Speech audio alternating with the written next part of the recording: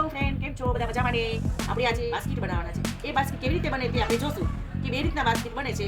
જે આપણે મુખવાસની થેલી ભરવાની છે તે હું બાસ્કેટ ભરવાની છું. જુઓ કેવી રીતે બને છે તે જોઈ. ચલો આ કોર કટિંગ કરવાની છે આપણે.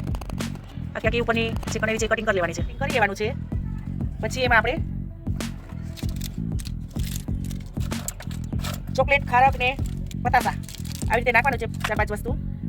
અને આપણે પતાસાનો કટકો કરવો પડશે. પછી એક આ જે કટિંગ કર્યું છે એને આ રીતનું હેન્ડલ બનાવવાનું છે. ચલો પછી આ જો કટિંગ થઈ ગયું છે પછી મેં આમાં પતાસાને ચોકલેટને જે આપવાનું હોય છે આમાં નાખી પછી આવી રીતે હેન્ડલ અંદર જવા દેવાનું છે. ચલો આ બે છેડા ભેગા કરીને અંદર પતાસા નાખીને અને આવી રીતે પેક કરી દેવાનું છે.